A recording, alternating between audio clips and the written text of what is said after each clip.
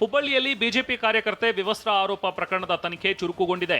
ಕೇಶವಾಪುರ ಠಾಣೆಗೆ ಬಂದ ಸಿಐಡಿಯ ಮತ್ತೊಂದು ತಂಡ, ಸಿಐಡಿ ಡಿವೈಎಸ್ಪಿ ಪದ್ಮಶ್ರೀ ನೇತೃತ್ವದಲ್ಲಿ ಮಹಿಳಾ ಅಧಿಕಾರಿಗಳ ತಂಡ ಮಹಿಳಾ ಸಿಬ್ಬಂದಿಯನ್ನ ವಿಚಾರಣೆ ನಡೆಸಿದೆ. ಇಂದು ಬೆಳಿಗ್ಗೆ ಡಿವೈಎಸ್ಪಿ ಸಂತೋಷ್ ನೇತೃತ್ವದ ತಂಡ ಆಗಮಿಸಿ ಪ್ರಕರಣದ ಬಗ್ಗೆ ಮಾಹಿತಿ ಪಡೆದಿದೆ. ಸಿಐಡಿ ಎಸ್ಪಿ ಶಾಲು ಕೂಡ ಠಾಣೆಗೆ ಭೇಟಿ ನೀಡಿ ಮಾಹಿತಿ ಪಡೆಯುವ ಸಾಧ್ಯತೆ ಇದೆ. ಬೆಳಗಾವಿಯ ಇನಾಮದಾರ್ ಸಕ್ಕರೆ ಕಾರ್ಖಾನೆಯಲ್ಲಿ ಬಾಯ್ಲರ್ ಸ್ಫೋಟ ಪ್ರಕರಣ ಸಂಬಂಧ ಈವರೆಗೂ ಯಾರನ್ನೂ ಕೂಡ ಪೊಲೀಸರು ಬಂಧಿಸಿಲ್ಲ. ದುರಂತ ಸಂಭವಿಸಿ 4 ದಿನಗಳು ಕಳೆದರೂ ಒಬ್ಬರನ್ನೂ ಪೊಲೀಸರು ಬಂಧಿಸಿಲ್ಲ. ಕೇವಲ ಎಫ್ಐಆರ್ ದಾಖಲಿಸಿ ಪೊಲೀಸರು ಕೈ ತೊಳೆದುಕೊಂಡಿದ್ದಾರೆ. ಸಕ್ಕರೆ ಕಾರ್ಖಾನೆ ಜನರಲ್ ಮ್ಯಾನೇಜರ್ ಸೇರಿ 3 ವಿರುದ್ಧ ದೂರು ದಾಖಲಾಗಿದೆ. ಆದರೂ ಬಂಧಿಸಲು ಪೊಲೀಸರು ಮೀನಾಮೇಷ ಎಣಿಸುತ್ತಿದ್ದಾರೆ. ಕೋಲಾರ ನಗರದ ಮಾಂಸಾಹಾರ ಹೋಟೆಲ್ನಲ್ಲಿ ಸುರಕ್ಷತಾ ಕ್ರಮವನ್ನ ಗಾಳಿಗೆ ತೂರಲಾಗಿದೆ. ಗೌರಿಪೇಟೆಯ ಸಿಟಿ ಹೋಟೆಲ್ ಪಕ್ಕದ ರಸ್ತೆಯ ಮ್ಯಾನ್ಹೋಲ್ ಸ್ವಚ್ಛ ವೇಳೆ ದೊಡ್ಡ ಪಾತ್ರೆ ಹಾಗೂ ಸೌಟು ಬಳಕೆ ಮಾಡಲಾಗಿದೆ. ಸಾಮಾಜಿಕ ಜಾಲತಾಣಗಳಲ್ಲಿ ವಿಡಿಯೋ ಹರಿದಾಡ್ತಿದೆ. ಸ್ಥಳೀಯರು ಹೋಟೆಲ್ ವಿರುದ್ಧ ಆಕ್ರೋಶ ಹೊರಹಾಕಿದ್ದಾರೆ. ಕೆಲ ಮಾಂಸಾಹಾರಿ ಹೋಟೆಲ್ಗಳಲ್ಲಿ ಆಹಾರ ಸುರಕ್ಷತಾ ಕ್ರಮ ಪಾಲಿಸುತ್ತಿಲ್ಲ ಅಂತ ಕಿಡಿಕಾರಿದ್ದಾರೆ. ಗದಗ ಜಿಲ್ಲೆಯ ಲಕ್ಷ್ಮೇಶ್ವರ ಪಟ್ಟಣದ ಮೌಲಾನಾ ಆಜಾದ್ ಶಾಲೆಯಲ್ಲಿ ವಿದ್ಯಾರ್ಥಿಗಳು ಪರದಾಡುವಂತಾಗಿದೆ. ಒಂದೇ ಬೆಂಚ್ನಲ್ಲಿ 5-6 ಮಕ್ಕಳು ಕೂರಬೇಕಾದ ಸ್ಥಿತಿ ಇದ್ದು ಓದಲು ಬರೆಯಲು ವಿದ್ಯಾರ್ಥಿಗಳು ಒದ್ದಾಡ್ತಿದ್ದಾರೆ. ಕೊಠಡಿಗಳು ಸಾಕಷ್ಟು ಚಿಕ್ಕದಾಗಿದ್ದಾವೆ. ಒಂದೊಂದು ಬೆಂಚ್ನಲ್ಲಿ 5-5 ಮಕ್ಕಳು ಕೂತಿದ್ದಾರೆ. ಏನು ಶಿಕ್ಷಕರು ಪಾಠ ಹೇಳ್ತಾರೆ ಅವರಿಗೆ ಸರಿಯಾಗಿ ಬರ್ಕೊಳ್ಳೋಕ್ಕೂ ಕೂಡ ಆಗಲ್ಲ. ಹೀಗಾಗಿ ಸಾಕಷ್ಟು ಗಿಜಿಗುಡುವಂಥ ಏನು ಸನ್ನಿವೇಶದಲ್ಲಿ ಅವ್ರ ಮಕ್ಕಳು, ಬಡ ಮಕ್ಕಳು ಶಿಕ್ಷಣ ಕಲಿಯುವಂಥ ದುಸ್ಥಿತಿ ನಿರ್ಮಾಣ ಆಗಿದೆ. ಅದರಲ್ಲೂ ಕೂಡ ಈಗ ಶಾಲೆಯ ಕಟ್ಟಡ ದುಸ್ಥಿತಿ ನೋಡ್ಬೋದು. ಯಾಕೆಂದರೆ ಇದಕ್ಕೆ ಸ್ವಂತ ಕಟ್ಟಡ ಇಲ್ಲ. ಏನು ಉರ್ದು ಶಾಲೆಯ ಕೆಲವೊಂದು 5 ರೂಮ್ಗಳ ಏನು ಅವ್ರ ಜೊತೆ ಮಾತಾಡ್ಕೊಂಡು ತೊಗೊಂಡಿದ್ದಾರೆ. ಈಗ ಇಲ್ಲಿ ವಿದ್ಯುತ್ ಇದು ನೋಡ್ಬೋದು ಬೋರ್ಡ್ ಹೇಗಿದೆ ಅಂತೇಳಿ. ಅಲ್ಲಿ ಒಳಗಡೆ ಏನಾದರೂ ಮಕ್ಕಳು ಯಾಮಾರಿ ಕೈಗೆ ಹಾಕಿದರೆ ಶಾರ್ಟ್ ಸರ್ಕ್ಯೂಟ್ ಆಗಿ ಮಕ್ಕಳಿಗೆ ಅನಾಹುತ ಸಂಭವಿಸುವಂಥ ಸ್ಥಿತಿ ಇದೆ. ಅಲ್ಪಸಂಖ್ಯಾತ ಇಲಾಖೆ ನಿರ್ಲಕ್ಷ್ಯಕ್ಕೆ ವಿದ್ಯಾರ್ಥಿಗಳು, ಪೋಷಕರು ಆಕ್ರೋಶ ಹೊರಹಾಕಿದ್ದಾರೆ. ದಕ್ಷಿಣ ಕನ್ನಡ ಜಿಲ್ಲೆಯ ದಕ್ಷ ಪೊಲೀಸ್ ಅಧಿಕಾರಿಗಳ ವರ್ಗಾವಣೆಗೆ ಹುನ್ನಾರ ನಡೆದಿದೆ ಎನ್ನಲಾಗಿದೆ. ಮಂಗಳೂರು ಕಮಿಷನರ್ ಸುಧೀರ್ ಕುಮಾರ್ ರೆಡ್ಡಿ, ದಕ್ಷಿಣ ಕನ್ನಡ ಎಸ್ಪಿ ಅರುಣ್ ಕುಮಾರ್ ವರ್ಗಾವಣೆಗೆ ಒತ್ತಡ ಹೇರಲಾಗುತ್ತಿದೆ. ಪ್ರಭಾವಿ ರಾಜಕೀಯ ಕುಳಗಳು ಹಾಗೂ ಮಾಫಿಯಾಗಳಿಂದ ಸರ್ಕಾರದ ಮೇಲೆ ಒತ್ತಡ ಹೇರುತ್ತಿದ್ದಾರೆ. ಮಾಫಿಯಾ ಕುಳಗಳಿಗೆ ಸ್ಥಳೀಯ ಪ್ರಭಾವಿ ಕಾಂಗ್ರೆಸ್ ನಾಯಕರು ಸಾಥ್ ನೀಡಿದ್ದಾರೆ ಎಂಬ ಮಾತುಗಳು ದಕ್ಷಿಣ ಕನ್ನಡ ಜಿಲ್ಲಾ ವಲಯದಲ್ಲಿ ಬಲವಾಗಿ ಕೇಳಿಬರುತ್ತಿದೆ. ಮಂಗಳೂರು ಕಮಿಷನರ್ ಹಾಗೂ ದಕ್ಷಿಣ ಕನ್ನಡ ಎಸ್ಪಿ ವರ್ಗಾವಣೆಗೆ ಹುನ್ನಾರ ನಡೆಸಿರೋದು ನಿಜ ಎಂದು ಶಾಸಕ ಭರತ್ ಶೆಟ್ಟಿ ಆರೋಪಿಸಿದ್ದಾರೆ. ಬೀಫ್ ಹಾಗೂ ಸ್ಯಾಂಡ್ ಮಾಫಿಯಾ ಅಧಿಕಾರಿಗಳ ವರ್ಗಾವಣೆಗಾಗಿ ಸರ್ಕಾರದ ಬೆನ್ನು ಬಿದ್ದಿದೆ ಎಂದು ಆರೋಪಿಸಿದ್ದಾರೆ. ದನ ಮಾಂಸ ಅನಧಿಕೃತವಾಗಿ ಮಾರಾಟ ಮಾಡೋದು, ಇದನ್ನು ಕಡಿವಾಣಕ್ಕೆ ಹಾಕಿದ್ದಾರೆ. ಎರಡನೇದು ಇಲ್ಲಿರುವಂಥ ಸ್ಯಾಂಡ್ ಮಾಫಿಯಾದ ಅನೈತಿಕ ದಂಧೆ ಏನಿದೆ ಅದನ್ನು ನಿಲ್ಲಿಸಿದ್ದಾರೆ. ಅದರಿಂದಾಗಿ ಈ ಸ್ಯಾಂಡ್ ಮಾಫಿಯಾ ಮತ್ತು ಬೀಫ್ ಮಾಫಿಯಾದಿಂದ ಇಲ್ಲಿರುವಂಥ ಶಾಂತಿ ಕದಡುವಂಥ ಶಕ್ತಿಗಳು ಯಾವಿದೆ, ಆ ಶಕ್ತಿಗಳಿಗೆಲ್ಲ ಇವರದ್ದೇ ಸ್ಪಾನ್ಸರ್ಶಿಪ್ ಆಗ್ತದೆ. ಈ ಜಿಹಾದಿ ಮೈಂಡ್ಸೆಟ್ನವರಿಗೆ ಎಲ್ಲರಿಗೂ ಸಹ ಈ ಸ್ಯಾಂಡ್ ಮಾಫಿಯಾ ಮತ್ತು ಬೀಫ್ ಮಾಫಿಯಾದಿಂದ ಫಂಡಿಂಗ್ ಆಗ್ತಾಯಿತ್ತು. ಈಗ ಅದೆರಡು ಫಂಡಿಂಗ್ ನಿಲ್ಲಿಸಿದ ಕಾರಣಕ್ಕಾಗಿ ಇಲ್ಲಿ ಆ ಶಾಂತಿ ಸ್ವಲ್ಪ ನಿಲ್ಲಿಸಲಿಕ್ಕೆ ಸಾಧ್ಯವಾಗಿದೆ. ಇದರಲ್ಲಿ ಈಗ ಏನಾಗಿದೆ ಅಂತ ಹೇಳಿದರೆ, ಈ ಬೀಫ್ ಮಾಫಿಯಾ ಮತ್ತು ಸ್ಯಾಂಡ್ ಮಾಫಿಯಾದ ಯಾರು ಕಿಂಗ್ ಪಿನ್ಸ್ ಇದ್ದಾರೆ ಅವರು TV9ನಲ್ಲಿ ವರದಿಯಾದ ಬೆನ್ನಲ್ಲೇ ಚಾಮರಾಜನಗರದ ಅಂಡೆಕುರುಬನದೊಡ್ಡಿ ಗ್ರಾಮಕ್ಕೆ ಸಾರಿಗೆ ವ್ಯವಸ್ಥೆಯ ಭರವಸೆ ನೀಡಲಾಗಿದೆ. ಅಂಡೆಕುರುಬದೊಡ್ಡಿ ಗ್ರಾಮದಿಂದ ಸಿಎಂ ಸಿದ್ದರಾಮಯ್ಯಗೆ ಪತ್ರ ಬರೆದ ಬಗ್ಗೆ ಕಳೆದ ಗುರುವಾರ TV9 ಸುದ್ದಿ ಬಿತ್ತರಿಸಿತ್ತು. ಬಳಿಕ ಅಲರ್ಟ್ ಆಗಿರುವ ಸಚಿವ ಕೆ ವೆಂಕಟೇಶ್ ಬಸ್ ವ್ಯವಸ್ಥೆ ಮಾಡುವ ಭರವಸೆ ನೀಡಿದ್ದಾರೆ. ಎಲ್ಲೆಂದರಲ್ಲಿ ಕಸ ಸುರಿಯುತ್ತಿದ್ದವರಿಗೆ ಹಾಸನ ಪಾಲಿಕೆ ಶಾಕ್ ನೀಡಿದೆ. ಕೆಆರ್ ಪುರಂ ಬಡಾವಣೆಯಲ್ಲಿ ಪಾಲಿಕೆ ಸಿಬ್ಬಂದಿಯು ಕಸ ತಂದು ಅಂಗಡಿಯ ಮುಂದೆ ಸುರಿದಿದ್ದಾರೆ. ಫರ್ನಿಚರ್ ಅಂಗಡಿ ಮಾಲೀಕರೊಬ್ಬರು ರಸ್ತೆ ಬದಿ ಕಸ ಸುರಿದು ಬೆಂಕಿ ಹಚ್ಚಿದ್ದ ಹಿನ್ನೆಲೆಯಲ್ಲಿ ಪಾಲಿಕೆ ಈ ಕ್ರಮ ಕೈಗೊಂಡಿದೆ. ರಸ್ತೆಯಲ್ಲಿ ಕಸ ಸುರಿದು ಬೆಂಕಿ ಹಾಕದಂತೆ ಪಾಲಿಕೆ ಅಧಿಕಾರಿಗಳು ಹಲವು ಬಾರಿ ಎಚ್ಚರಿಕೆ ನೀಡಿದ್ರು. ಆದರೂ ಫರ್ನಿಚರ್ ಅಂಗಡಿ ಮಾಲೀಕ ಕ್ಯಾರೆ ಎಂದಿರಲಿಲ್ಲ.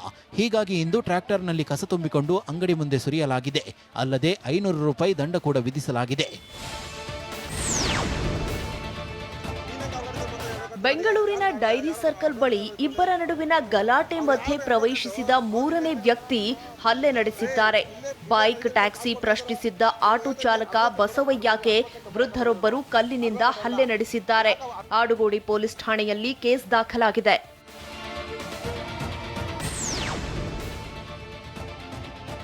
ಕಲಬುರಗಿಯ ಚಿಂಚೋಳಿ ತಾಲೂಕು ಸಾರ್ವಜನಿಕ ಆಸ್ಪತ್ರೆಯಲ್ಲಿ ವಿದ್ಯುತ್ ಇಲ್ಲದೆ ರೋಗಿಗಳು ಪರದಾಡುವಂತಾಗಿದೆ. ಜನರೇಟರ್ ಕೂಡ ಹಾಳಾಗಿದ್ದು ರೋಗಿಗಳು ಕತ್ತಲೆಯಲ್ಲಿಯೇ ಕಾಲ ಕಳೆಯುವಂತಾಗಿದೆ. ಮೊಬೈಲ್ ಟಾರ್ಚ್ ಹಿಡಿದು ಓಡಾಡುವ ಪರಿಸ್ಥಿತಿ ನಿರ್ಮಾಣವಾಗಿದೆ.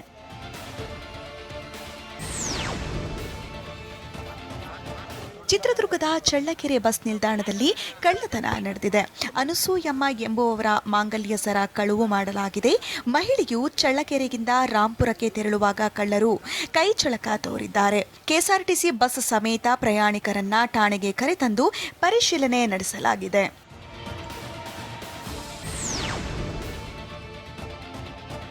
ಬೆಂಗಳೂರಿನ ವಿಚ್ಛೇದಿತ ಮಹಿಳೆಗೆ ಬಾಳು ಕೊಡುವುದಾಗಿ ವ್ಯಕ್ತಿಯೊಬ್ಬ ವಂಚಿಸಿದ್ದಾರೆ. ಬನಶಂಕರಿಯ ಮೋಹನ್ ರಾಜ್ ಎಂಬಾತನ ಮೇಲೆ ಮಹಿಳೆ ಆರೋಪಿಸಿದ್ದಾರೆ. ಒಂದು ಮಗು ಹುಟ್ಟಿಸಿ 36 ಲಕ್ಷ ರೂಪಾಯಿ ಪಡೆದು ಮೋಹನ್ ರಾಜ್ ಪರಾರಿಯಾಗಿದ್ದಾನೆ. ಬನಶಂಕರಿ ಪೊಲೀಸ್ ಠಾಣೆಯಲ್ಲಿ ಕೇಸ್ ದಾಖಲಾಗಿದೆ.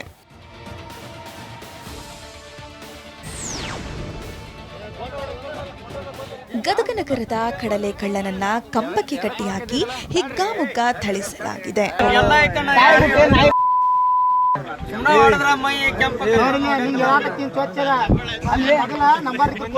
ಜಮೀನಿನಲ್ಲಿ ಕಡಲೆ ಕಳ್ಳತನ ಮಾಡುವಾಗ ಕಳ್ಳ ರೆಡ್ ಹ್ಯಾಂಡ್ ಆಗಿ ಸಿಕ್ಕಿಕೊಂಡಿದ್ದಾನೆ.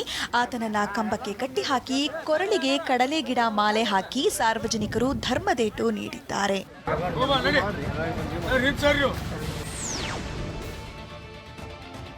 ಕೊಡಗು ಜಿಲ್ಲೆಯ ಸೋಮವಾರಪೇಟೆಯಲ್ಲಿ ಸಾಮಾಜಿಕ ಬಹಿಷ್ಕಾರ ಇನ್ನೂ ಜೀವಂತವಾಗಿದೆ. ಕೂತಿ ಗ್ರಾಮದಲ್ಲಿ 2 ಕುಟುಂಬಗಳಿಗೆ ಸಾಮಾಜಿಕ ಬಹಿಷ್ಕಾರ ಹಾಕಲಾಗಿದೆ. ಗ್ರಾಮದ ಸಮಿತಿಯ ಮಾತು ಕೇಳದಿದ್ದಕ್ಕೆ ಬಹಿಷ್ಕಾರದ ಶಿಕ್ಷೆ ನೀಡಲಾಗಿದೆ. ಆದರೆ ಕುಟುಂಬಗಳ ಆರೋಪವನ್ನ ಕೂತಿ ಗ್ರಾಮ ಸಮಿತಿ ತಿರಸ್ಕರಿಸಿದೆ.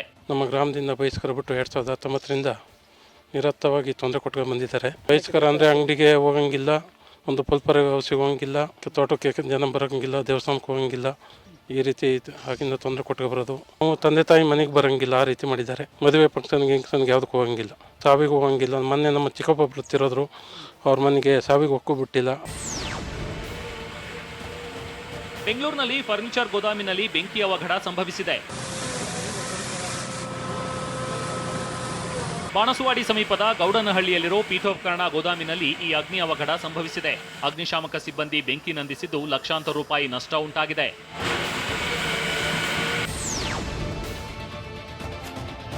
ಮಂಡ್ಯದಲ್ಲಿ ಪ್ಲಾಸ್ಟಿಕ್ ಗೋಡೌನ್ನಲ್ಲಿ ಅಗ್ನಿ ಅನಾಹುತ ಸಂಭವಿಸಿದೆ.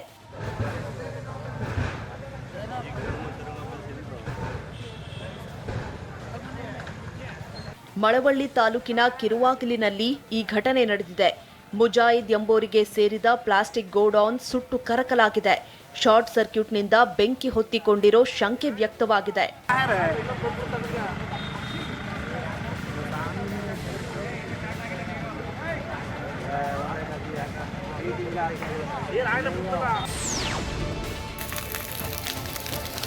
ಚಿಕ್ಕಮಗಳೂರು ಜಿಲ್ಲೆಯ ಚಾರ್ಮಡಿ ಘಾಟಿನಲ್ಲಿ ಲಾರಿ ಹೊತ್ತಿ ಉರಿದಿದೆ.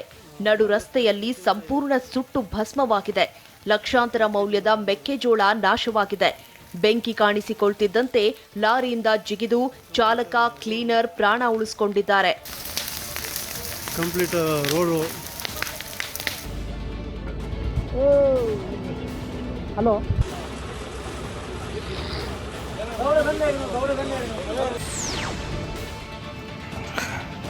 ಬೀದರ್ ಜಿಲ್ಲೆ ಔರಾದ್ನಲ್ಲಿ ಶಾರ್ಟ್ ಸರ್ಕ್ಯೂಟ್ಗೆ 9 ಅಂಗಡಿಗಳು ಬೆಂಕಿಗಾಹುತಿಯಾಗಿವೆ.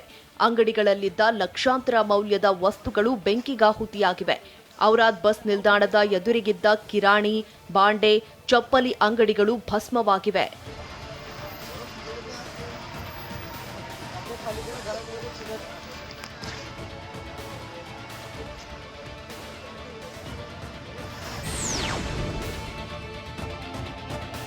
ನಮ್ಮ ಮೆಟ್ರೋಗೆ ಶೀಘ್ರದಲ್ಲೇ ಚಾಲಕ ರಹಿತ ರೈಲು ಸೇರ್ಪಡೆಯಾಗಲಿದೆ.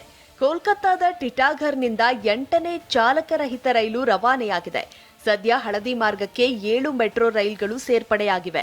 ಈ ಪೈಕಿ 6 ರೈಲುಗಳು ಸಂಚರಿಸುತ್ತಿದ್ದು 7ನೇ ರೈಲಿನ ಪರೀಕ್ಷಾರ್ಥ ಸಂಚಾರ ನಡೆಸಲಾಗುತ್ತಿದೆ. 2 ರೈಲುಗಳು ವಾಣಿಜ್ಯ ಸಂಚಾರಕ್ಕೆ ಮುಕ್ತವಾದರೆ 9 ರಿಂದ 10 ನಿಮಿಷಕ್ಕೊಮ್ಮೆ ಮೆಟ್ರೋ ರೈಲು ಸಂಚರಿಸಲಿದೆ. ಹಳದಿ ಮಾರ್ಗಕ್ಕಾಗಿ ಒಟ್ಟು 16 ರೈಲುಗಳನ್ನು ಆರ್ಡರ್ ಮಾಡಲಾಗಿದೆ.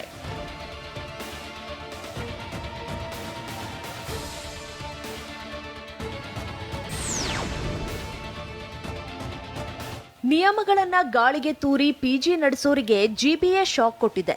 ಬೆಂಗಳೂರು ಕೇಂದ್ರ ನಗರ ಪಾಲಿಕೆ ವ್ಯಾಪ್ತಿಯ ಸಿವಿ ರಾಮನ್ ನಗರ, ಶಾಂತಿನಗರ ವಿಧಾನಸಭಾ ಕ್ಷೇತ್ರಗಳ ವ್ಯಾಪ್ತಿಯ 321 ಪೇಯಿಂಗ್ ಗೆಸ್ಟ್ಗಳಲ್ಲಿ ತಪಾಸಣೆ ಮಾಡಿದೆ. ನ್ಯೂನತೆ ಕಂಡು ಬಂದ ಹಿನ್ನೆಲೆಯಲ್ಲಿ ಕೆಲ ಪಿಜಿಗಳಿಗೆ ದಂಡ ವಿಧಿಸಲಾಗಿದೆ. ಅಲ್ಲದೆ 58,000 ರೂಪಾಯಿ ದಂಡ ವಿಧಿಸಿದೆ. ಶುಚಿತ್ವ ಕಾಪಾಡದ 2 ಪಿಜಿಗಳಿಗೆ ಬೀಗ ಮುದ್ರೆ ಹಾಕಿದೆ. 7 ದಿನಗಳೊಳಗಾಗಿ ನ್ಯೂನತೆ ಸರಿಪಡಿಸುವಂತೆ ಸೂಚನೆ ಕೊಟ್ಟಿದೆ.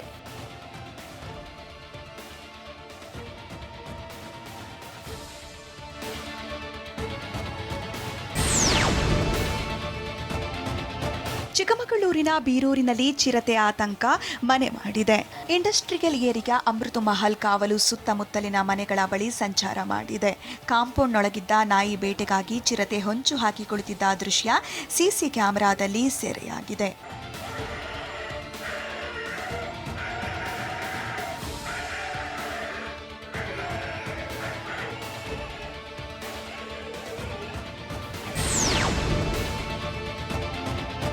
ಚಾಮರಾಜನಗರ ಜಿಲ್ಲೆಯಲ್ಲಿ ಕಾಡು ಪ್ರಾಣಿಗಳ ಉಪಟಳ ಮುಂದುವರೆದಿದೆ. ಹುಲಿ ಬಳಿಕ ಈಗ ಚಿರತೆ ಕಾಟ ಶುರುವಾಗಿದೆ. ಗುಂಡ್ಲುಪೇಟೆ ತಾಲೂಕಿನ ನೇನೆಕಟ್ಟೆ ಗ್ರಾಮದಲ್ಲಿ ಚಿರತೆ ಪ್ರತ್ಯಕ್ಷವಾಗಿದೆ. ಚಿರತೆ ಓಡಾಟ ಕಂಡು ಗ್ರಾಮಸ್ಥರು ಹೌಹಾರಿದ್ದಾರೆ.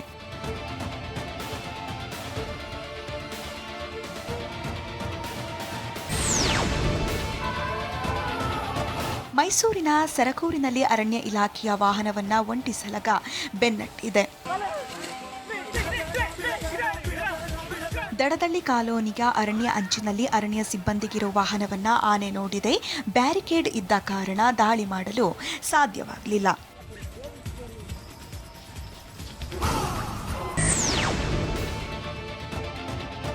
ಚಿಕ್ಕಮಗಳೂರಿನ ಚಾರ್ಮಾಡಿ ಘಾಟ್ನಲ್ಲಿ ಒಂಟಿ ಸಲಗ ಭೈರ ಪ್ರತ್ಯಕ್ಷವಾಗಿದ್ದಾನೆ.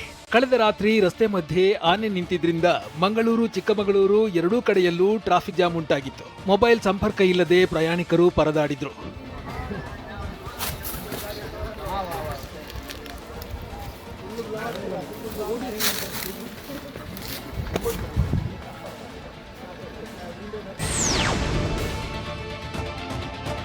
ಬೆಂಗಳೂರು ನಗರದಲ್ಲಿ ತೆರಿಗೆ ಕಟ್ಟದ ಐಷಾರಾಮಿ ಕಾರು ಮಾಲೀಕರಿಗೆ ಆರ್ಟಿಒ ಅಧಿಕಾರಿಗಳು ಶಾಕ್ ನೀಡಿದ್ದಾರೆ. ತೆರಿಗೆಯನ್ನ ಪಾವತಿಸದ ಐಷಾರಾಮಿ ಕಾರುಗಳನ್ನ ಜಪ್ತಿ ಮಾಡಲಾಗಿದೆ. ಕೆಆರ್ಪುರ, ಕಸ್ತೂರಿ ನಗರ, ಜಯನಗರ ಸೇರಿದಂತೆ ಹಲವೆಡೆ ಐಷಾರಾಮಿ ಕಾರುಗಳನ್ನ ಸೀಜ್ ಮಾಡಲಾಗಿದೆ. ಇನ್ನು ಕೆಲವೆಡೆ ಅಧಿಕಾರಿಗಳು ಜಪ್ತಿಗೆ ಬರ್ತಾ ಇದ್ದಂತೆ ಮಾಲೀಕರು ತೆರಿಗೆ ಪಾವತಿ ಮಾಡಿದ್ದಾರೆ.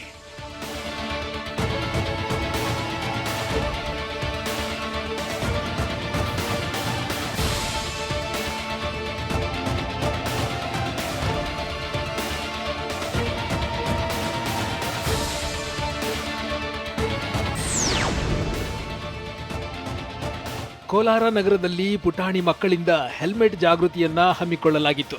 ಸೈಕಲ್ನಲ್ಲಿ ಹೆಲ್ಮೆಟ್ ಧರಿಸಿದ ಪುಟಾಣಿಗರು ನಗರದಲ್ಲಿ ಸಂಚರಿಸಿ ಜಾಗೃತಿಯನ್ನ ಮೂಡಿಸಿದರು.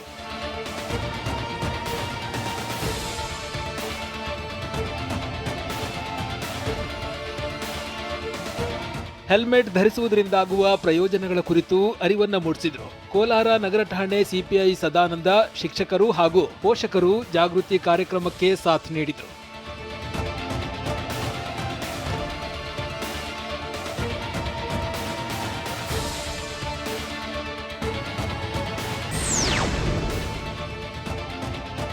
ಶಿವಮೊಗ್ಗ ಜಿಲ್ಲೆಯ ಸೊರಬದ ಅನವಟ್ಟಿಯಲ್ಲಿ ಗ್ರಾಮಸ್ಥರು ಪ್ರತಿಭಟನೆಯನ್ನ ನಡೆಸಿದ್ದಾರೆ. ದನದ ಮುಪ್ಪತ್ತುಗಳಿಗೆ ಮೀಸಲಿಟ್ಟ ಜಾಗದಲ್ಲಿ ಅಕ್ರಮ ಗಣಿಗಾರಿಕೆ ನಡೆಸಲಾಗ್ತಿದೆ ಅಂತ ಎಣ್ಣೆಕೊಪ್ಪ ಗ್ರಾಮ ಪಂಚಾಯಿತಿಯ ಗ್ರಾಮಸ್ಥರು ಆರೋಪಿಸಿದ್ದಾರೆ. ಅಲ್ಲದೆ ಗಣಿಗಾರಿಕೆ ವಿರುದ್ಧ ಸ್ಥಳೀಯ ಶಾಸಕರು ಆಗಿರುವ ಸಚಿವ ಮಧು ಬಂಗಾರಪ್ಪಗೆ ದೂರು ನೀಡಿದ್ದಾರೆ. ಗಣಿಗಾರಿಕೆಯಿಂದಾಗಿ ಸ್ಫೋಟದ ತೀವ್ರತೆ ಹೆಚ್ಚಾಗಿದೆ. ಅನೇಕ ಮನೆಗಳ ಗೋಡೆ ಬಿರುಕಾಗಿದೆ. ಗರ್ಭಿಣಿಯರಿಗೆ 7 ತಿಂಗಳಿಗೆ ಅಬಾರ್ಷನ್ ಆಗಿರುವ ಘಟನೆ ನಡೆದಿದೆ ಅಂತ ಗ್ರಾಮಸ್ಥರು ದೂರಿದ್ದಾರೆ.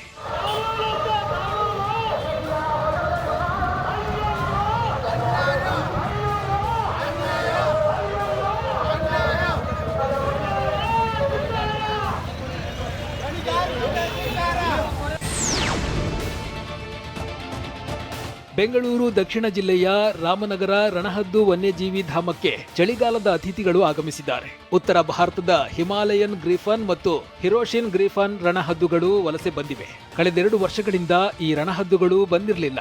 ಈ ಬಾರಿಯ ಚಳಿಗಾಲಕ್ಕೆ ವಿಶೇಷವಾದ ರಣಹದ್ದುಗಳು ಆಗಮಿಸಿವೆ. ಈ ಧಾಮದಲ್ಲಿ ಆಹಾರ ಕೊರತೆಯಿಂದಾಗಿ ವರ್ಷದಿಂದ ವರ್ಷಕ್ಕೆ ರಣಹದ್ದುಗಳ ಸಂಖ್ಯೆ ಇಳಿಮುಖವಾಗ್ತಿದೆ. ಇದು ಕೂಡ ಪಕ್ಷಿ ಪ್ರೇಮಿಗಳ ಆತಂಕಕ್ಕೆ ಕಾರಣವಾಗಿದೆ.